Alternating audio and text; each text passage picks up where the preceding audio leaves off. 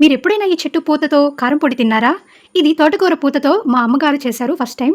ఇది మా వంటింట్లో ప్రయోగం ఎలా వస్తుందని టెన్షన్ పడ్డాను కూడా. కానీ సూపరుంది. ఎలా చేసుకోవాలని ప్రాసెస్ చెప్తాను. ఈ ఆకూర పూత అయితే మా పెరట్లో పెరిగిన చెట్టిది. నీట్‌గా పూతని వాటర్‌లో కడిగేసి పక్కన పెట్టుకోవాలి. ఇప్పుడు బాండిట్లో 4 టేబుల్ స్పూన్స్ ఆయిల్ వేసుకొని, మీ రుచికి తగినట్టుగా మిరపకాయలు వేసుకోవాలి. 15-20 మిరపకాయలు. ఇప్పుడు 3 టేబుల్ స్పూన్స్ జీలకర్ర, 3 టేబుల్ స్పూన్స్ ఆవాలు, 4 టేబుల్ స్పూన్స్ ధనియాలు, 2 టేబుల్ స్పూన్స్ మిరియాలు వేసుకొని ఒక 10 మినిట్స్ బాగా వేయించుకోవాలి గోల్డ్ కలర్ వచ్చేదాకా. తర్వాత తీసి ప్లేట్లో పెట్టుకోవాలి. తర్వాత మనం పక్కన పెట్టుకున్న ఆకుకూర పూతని తీసుకొని బాణీట్లో వేసుకొని వాటర్ పోయేదాకా హై టు లో ఫ్లేమ్లో వేయించుకోవాలి. తర్వాత కొంచెం కరివేపాకు వేసుకొని కూడా వేయించుకోవాలి. పొడి పొడిగా వస్తుంది.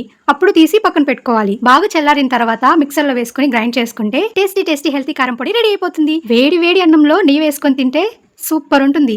మీరు కూడా ట్రై చేయండి ఈ రెసిపీని. నెక్స్ట్ ఏ రెసిపీ ట్రై చేద్దాం కామెంట్ చేయండి. మీకు ఈ వీడియో నచ్చినట్టయితే లైక్ చేసి మన యూట్యూబ్ ఛానల్ సబ్స్క్రైబ్ చేసుకోండి.